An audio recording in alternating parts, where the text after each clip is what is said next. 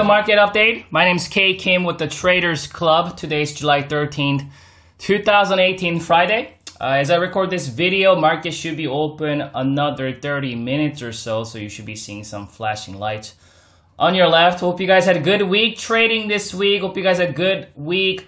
The fourth week and weekend last week. Was gone last week, back, and so market actually made some good progress this week and last week, so we'll talk about that. Today we'll be looking at Spider, IWM Qs. Let's look at XLF, XLE, Apple, AMD, Twitter, Intel, Cisco, C8, Tesla, and we'll call it a day. Let's start with the Spider. There are a few things happening here on the Spider. Obviously, we are finding support at that 100 SMA here. And something I talked about in the last market update is that a lot of people that I predicted that a lot of people are going to think that this is a no man's land, because a lot of these short-term traders or quote-unquote experts and gurus, what they're going to think is like, wow, look at that, we got the equal lows, potentially there's going to be some kind of head and shoulder formation. So this is a level that they're going to stay in cash because, well, we're no man's land right now, and so that's kind of a warning signal. Well, what the market did was market actually got straight up, and there's no slowdown here on the potentially a right shoulder area. We actually gapped that up, and then we continued higher, and we had some back-to-back up and downs here. Let's actually zoom in and kind of look at this here. You can see, I want to talk to you about this here because this is important. Because what happened was here, you can see there was a gap that was open, right? You see this was a downside gap, and then we gapped above it. So then it was initially kind of an island reversal, right? Actually, it was, not kind of, it was island reversal right there. And then so many people got too rushed into it. They got too excited. These newbies, what they were, like, oh my God, I read one book on island reversal, or no, my university or my place for study that I go to for YouTube and Twitter and stuff. So I follow these guys on Twitter. They tweet out these charts with the cheat sheets and these patterns, and they say this is island reversal. Island reversal is a strong reversal pattern. So what they do is they get on it, they chase this, right? And then when next day when this thing fell down, they're scared, obviously. Why? Because, well, it was island bottom reversal, but with this gap down now, it turned it into island top reversal. So now they say, oh no, this is island top reversal. I'm gonna go short now. I gotta close out my longs. I'm gonna go short. And then when the market did, what did the market do?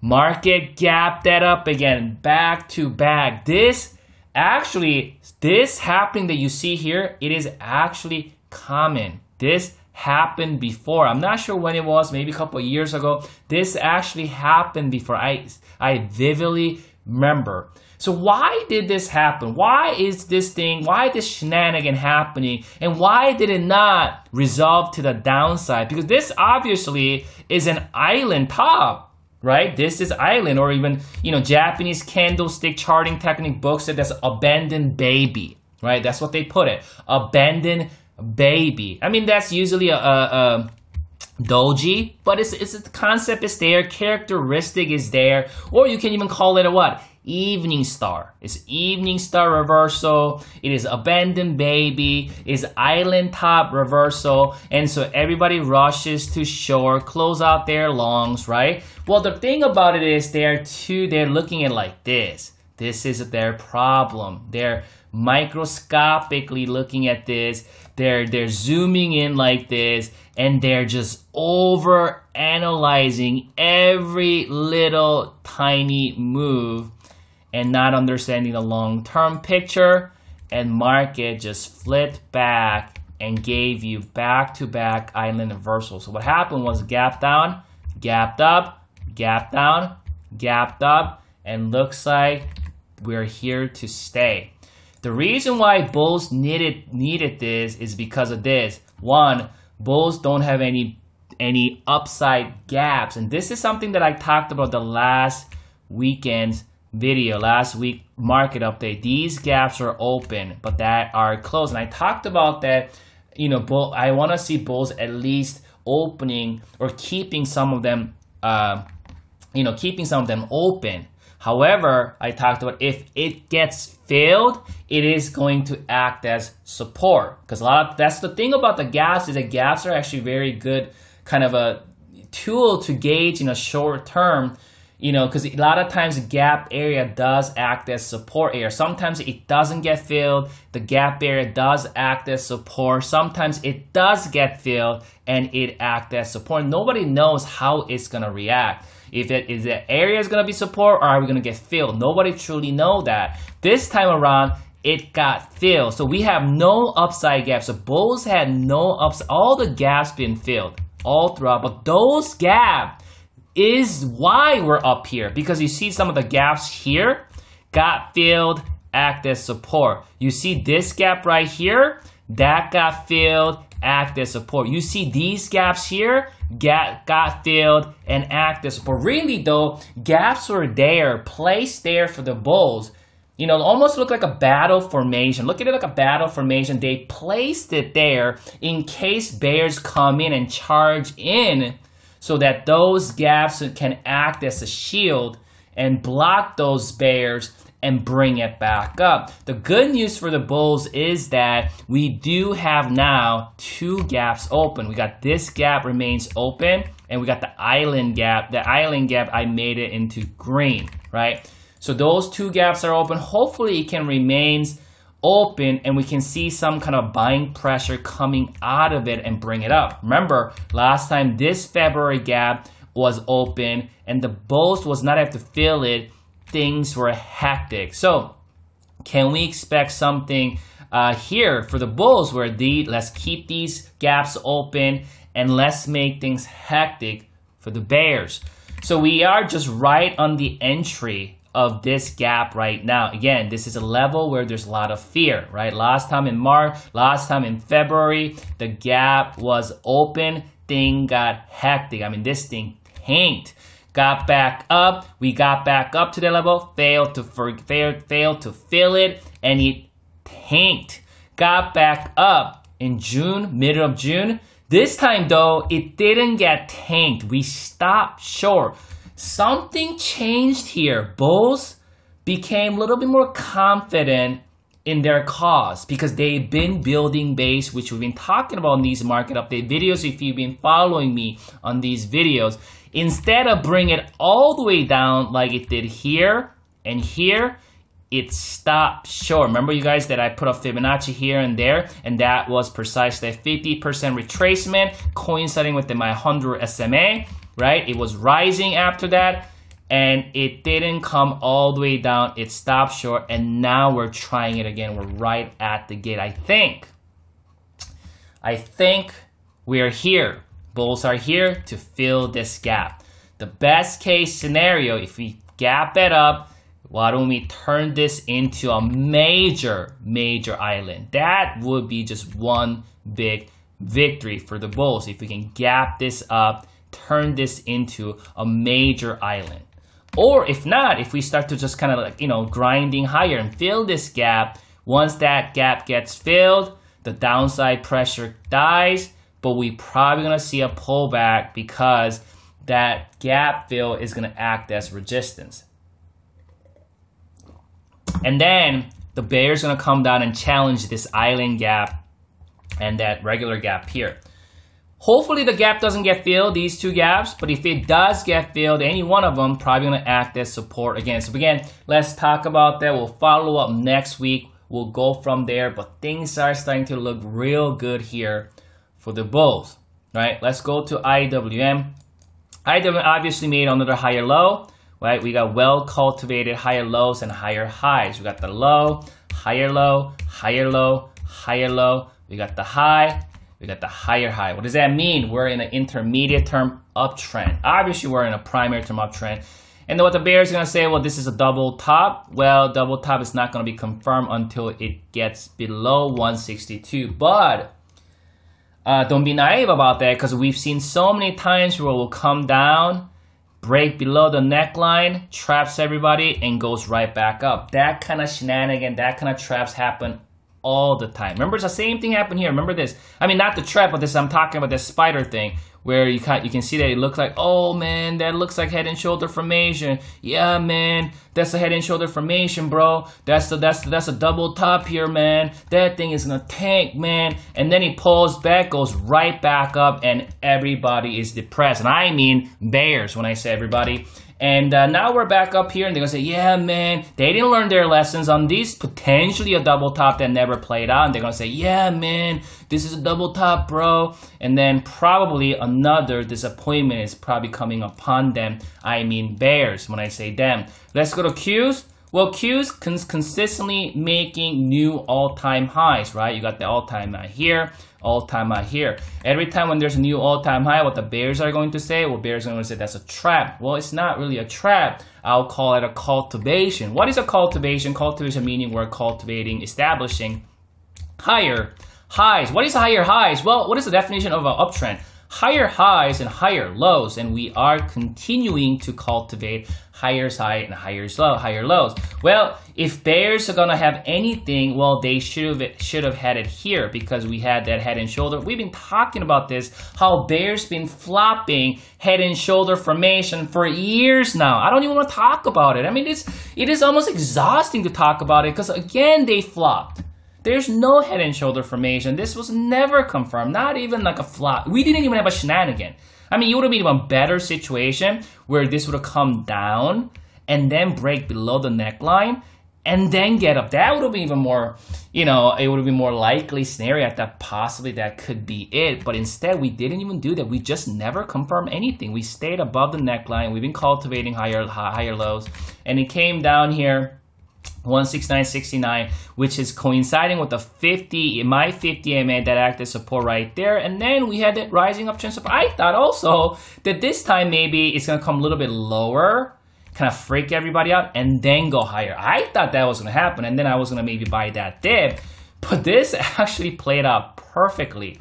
Just perfect support right there. Prior resistance, new support, or prior resistance, you know, new support, and rising uptrend support coinciding with the 50 MA. If you do your fib here to here, that's the first level fib. So that was a strong support, and then it just played out. And then now we got a little bit, 2 days of bull flag, made another push, and this is where like everybody was like, oh my god, I mean look at these FANG stocks, man, they're just so like extended. I mean, really, how high can the NASDAQ go? You know what? I mean, that's what I'm saying, is that sometimes it can just keep going.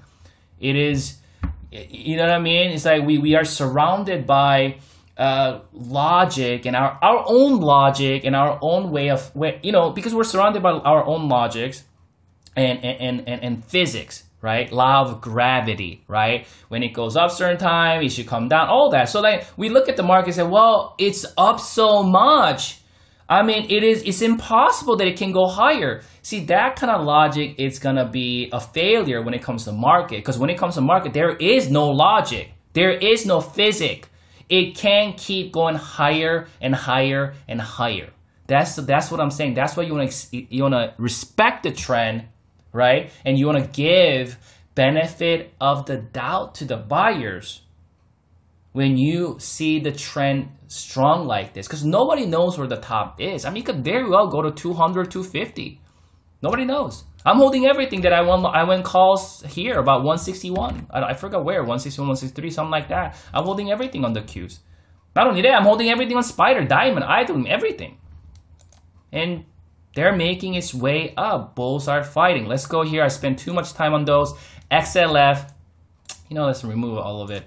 XLF, obviously, this was important support. I tweeted out, if you are listening this from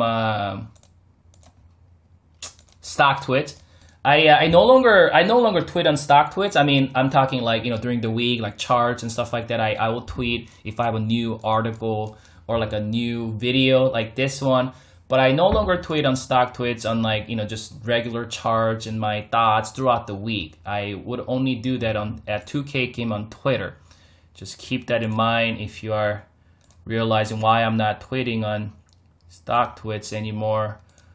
So you got that. We got that resistance. got some of those resistance.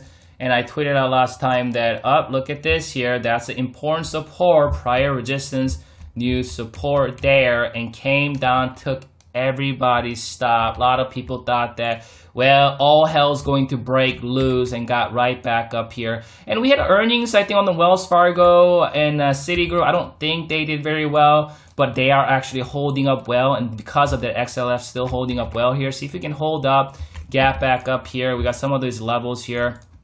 And so I think as far as a long-term chart is concerned, like banks are bullish, and we're seeing some kind of a correction here. So again, you mean, what have you learned on IWM? What have you learned on IWM, right? It was good to buy the dip on IWM, right? What have you learned on the Qs?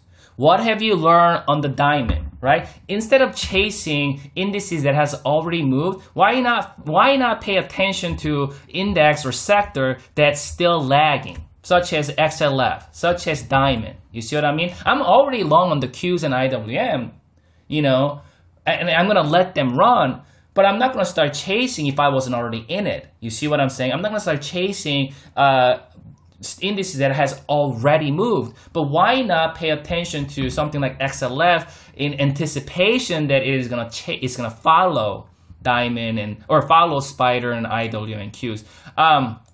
XLE actually is holding up very, very well here. I think a lot of people are really scared, and I heard a lot of people saying that, a lot of quote-unquote experts and gurus on Twitter, that now we're up here at 78, that it's going to do something like that. Well, right now it is not doing that. What it is now is we're holding up, we're consolidating, right? We're consolidating here. So I think this is a good progress. If you actually do your analysis on the long-term picture, where actually energy sectors is starting to look really good here. And I think we are going to break out of this. I do think that we're going to break out. Doesn't mean that it's going to go do it right here. We may do another flop and do it, or we can go straight up here. But I think in due time, we are going to break out of this finally, because we've been in this mode for a while. I mean, even look at this in a long term. I mean, also potentially look like kind of a, you know, ugly right shoulder. I mean, this is that level, and once this thing breaks out, probably going to do very well here. Let's go to Apple. Apple actually found support here. Last time I talked about the market update video that I will go long around 178. It didn't do that. It didn't give me that that price, so I never got into it. I'm still just kind of watching here. I did fib. This was from last update here, and came down to exactly my first level fib. I thought it might come down to second level, but it did it first level, which is coincident with my 50 EMA. We got back up here. Again, the bears are going to probably say there's a head and shoulder formation. Again, we don't know that yet until we see this thing actually playing out. So I think right now, I think in the minor term, you want to give benefit of doubt to the buyers. We got the 20, 50, 100, and 200 all rising at this point. So I think as of now, you want to give benefit of doubt. I don't see any kind of a bearish divergence or nothing like that. Looks like the trend may continue, but my entry was 178. It never got there. I don't want to go long here. I don't want to chase. I already have many positions. I'm very picky at this point. So if some shenanigan happens, this actually somehow it comes down, right? Let's say it does, maybe 176, something like that, then I'll buy it somewhere in that vicinity. If not, I'm not gonna chase that. AMD, we filled that gap initially, or at least most of it. Let me check. Yeah, mostly we pretty much filled that gap. And we're pulling back here. We haven't really touched 50 MA here. I don't know if it's going to do that. I think 1366, that's kind of what I'm looking for, 13-ish area to maybe buy more. But right now we bounce on that 20 MA. And again, I'm not sure if there's going to be a double top, or are we going to consolidate here. No, we don't know. It's right now, we don't know. We had a really good move, some digestion happening. Nobody knows how, in what way we're going to continue higher. Are we going to have a correction first? Are we going to have a triple top, double top, head and shoulder? What's going to happen? Are we going to have a consolidation? We're going to have a bull pennant, bull flag? Nobody knows. So at this point, it's best to just kind of waiting game and let the market kind of tell us what it's going to do. Same with the Twitter. Same with Twitter, right? Twitter just went straight up here, and we don't know what's going to do. Are we going to be consolidating? This is kind of what happened. You see, oh, yeah, man. Yeah, bro. yeah, I'm gonna go long, that's a breakout, man, and then got stopped out. You see, that kind of stuff happens all the time because people, they're chasing this. Remember what I talked about last couple weeks? I said that after this kind of move, things are going to hectic. You know why? Because now public is getting into it. Every time when the public gets into it, things always get hectic and it's not moving. So, I mean, it could be maybe a bull panic, bull flag here before going higher. Or are we gonna see maybe another flop, like another shenanigan where it looks like it's gonna like break out and then just completely tankage? At this point, I'm not sure. You know, I'm looking at maybe 39. I don't know when I'm gonna add. I mean, you know, I've been holding strong heavy positions since here, and I've been adding these levels. So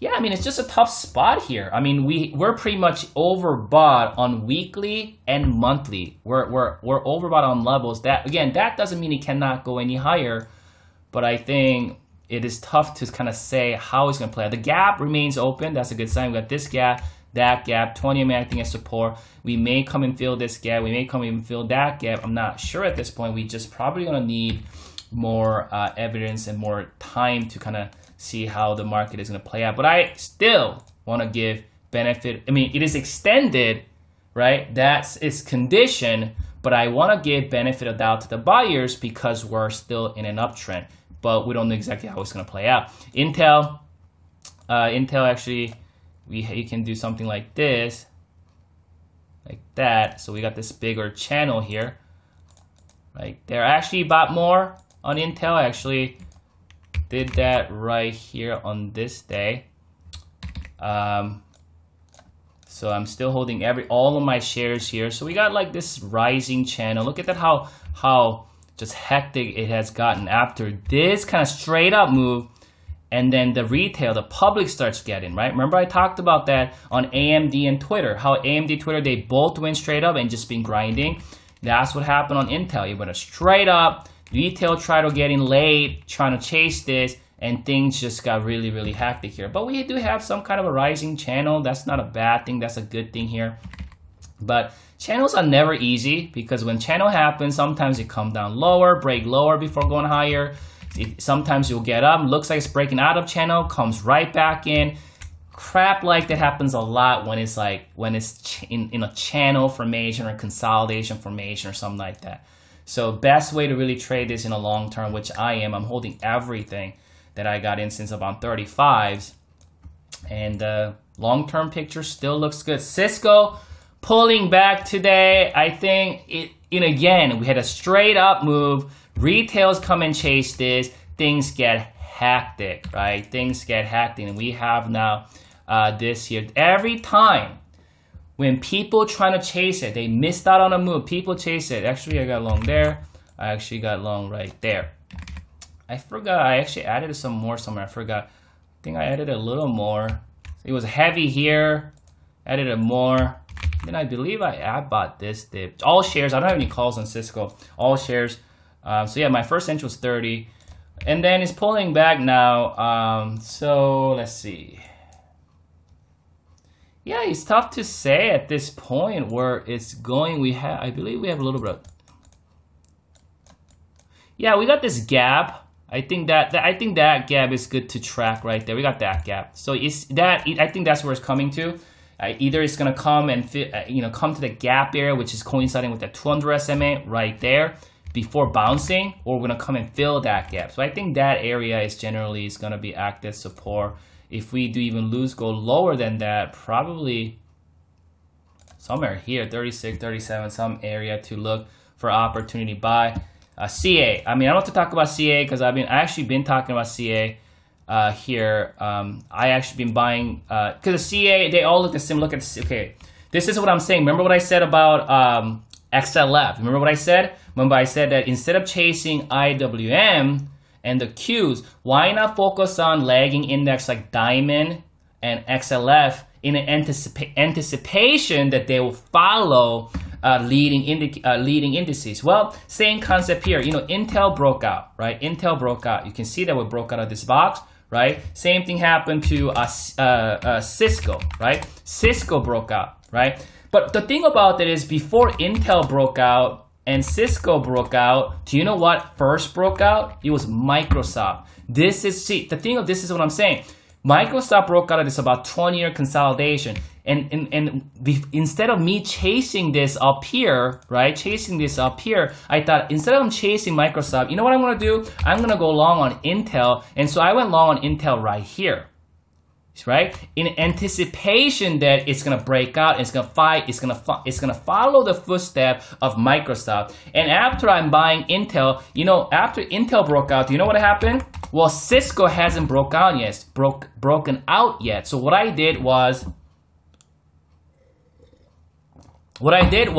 I bought Cisco in anticipation that it's gonna break out. So it broke out, and then I was watching CA. I talked about this before. I actually mentioned CA on one of my market update videos multiple times that, well, CA is another one that it hasn't broken out yet. Again, instead of chasing Microsoft, instead of chasing Intel, instead of chasing Cisco, you know what I did? I started buying more on CA. Again, I already had position Intel and Cisco and I was holding them, right? And I started accumulating shares in CA in an anticipation that CA is gonna follow the footstep of Intel, Cisco. Now, Intel broke out, CA broke out, Cisco broke out, and they're all following footsteps of Microsoft, right? I don't wanna chase it up here. I'll rather go long here, buy it here, add it here, and ride it when it happens. You see what I'm saying? Let's go back. So CA with that acquisition from Broadcom, we're holding, you know, actually, do you know that actually this is actually island reversal? Do you know this? This is actually island because in 2000, there was a tech crash, right? 2000 tech crash. So what happened was this thing was trading, I don't know, like 48 or something like that. And then it like gapped down to like 38 or 39. It gapped down. So this was a big gap. I was tracking this gap.